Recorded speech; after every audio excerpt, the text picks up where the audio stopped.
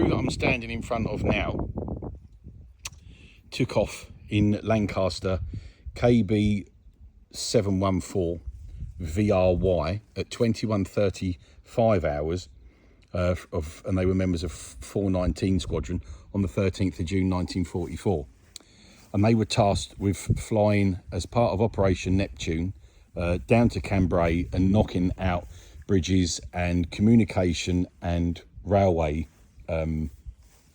sidings to stop the Germans from getting stuff from this part of France up to Normandy.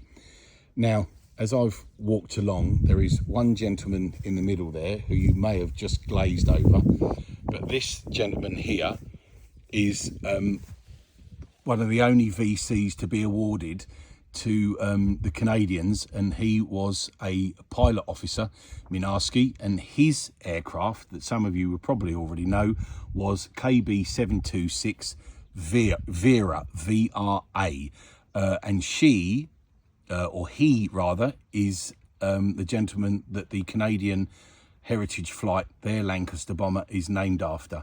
Now, he was on the same mission. He's still part of 419 Squadron, as same as the gentleman that he's laying amongst. But unfortunately for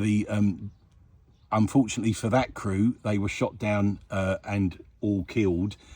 Whereas Mynarski's crew, they all managed to bail out and get out. He helped the rear gunner, who was trapped to get in the aircraft.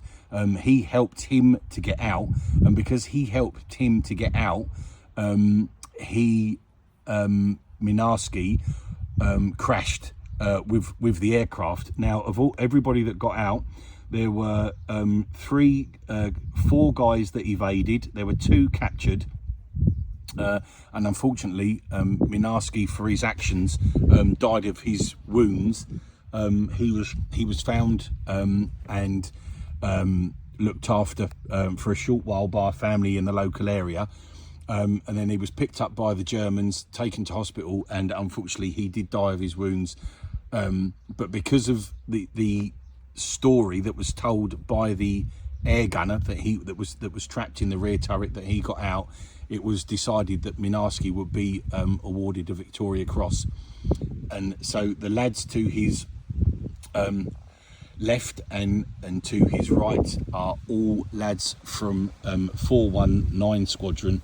They're all brothers of that he lies amongst in this tiny little French cemetery, and there are literally 20 graves in here, 22 that are all Second World War